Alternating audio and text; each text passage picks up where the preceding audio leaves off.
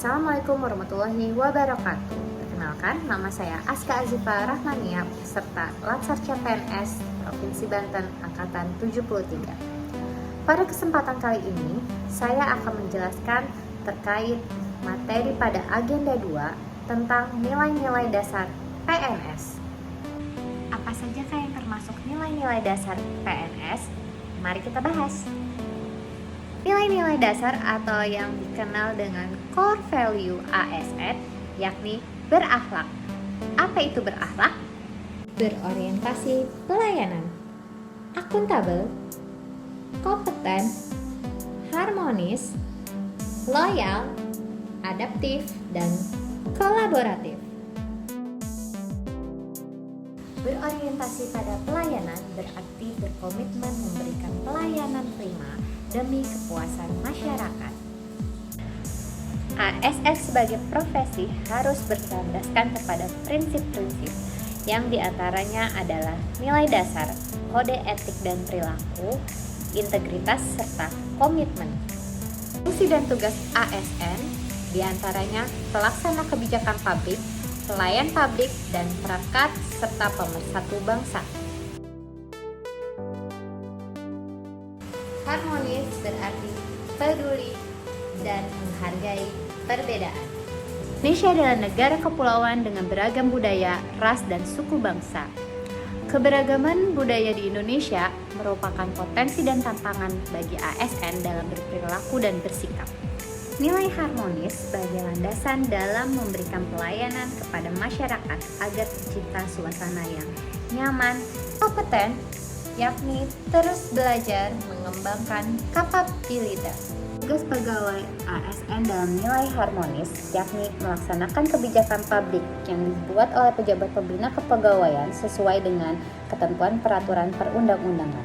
Lalu, memberikan pelayanan publik yang profesional dan berkualitas, serta mempererat persatuan dan kesatuan negara Republik Indonesia. Loyal berarti berdedikasi dan mengutamakan kepentingan bangsa dan negara. Loyal dalam konteks pemerintahan diantaranya berkomitmen pada sumpah dan janji, penegakan disiplin, pelaksana fungsi ASN, dan aktualisasi nilai-nilai Pancasila. Adaptif, terus berinovasi dan antusias dalam menggerakkan ataupun menghadapi perubahan. Sebagai ASN harus mampu untuk berpikir kritis dan kreatif. Penerapan budaya adaptif dalam lingkungan kerja yakni dapat mengantisipasi dan beradaptasi dengan lingkungan, mendorong jiwa kewirausahaan, memanfaatkan peluang-peluang yang berubah-ubah, lalu memperhatikan kepentingan-kepentingan yang diperlukan antar instansi atau mitra dan masyarakat. Kolaboratif berarti membangun kerjasama yang bersinergi. 3 tahapan dalam melakukan asesmen terhadap tata kelola kolaborasi yaitu mengidentifikasi permasalahan dan peluang, merencanakan aksi kolaborasi, dan mendiskusikan strategi untuk mempengaruhi. Kolaboratif dalam konteks organisasi pemerintah meliputi faktor yang mempengaruhi keberhasilan dalam kolaborasi antar lembaga pemerintah. Yang pertama adalah kepercayaan, lalu pembagian kekuasaan, gaya kepemimpinan, strategi manajemen, dan yang terakhir formalisasi pada pencapaian kolaborasi yang efisien dan efektif. Faktor yang dapat menghambat kolaborasi antar organisasi pemerintah yang pertama adalah ketidakjelasan batasan masalah karena perbedaan pemahaman dalam kesepakatan kolaborasi. Lalu, dasar hukum kolaborasi yang tidak jelas. Kali ini mari kita mengenal mengenai Wall of Governance. Apa itu Wall of Governance? Yakni sebuah pendekatan penyelenggaraan pemerintah yang menyatukan upaya-upaya kolaboratif pemerintah dari keseluruhan sektor dalam ruang lingkup koordinasi yang lebih luas, guna mencapai tujuan-tujuan pembangunan kebijakan. Mengapa Wall of Governance diperlukan?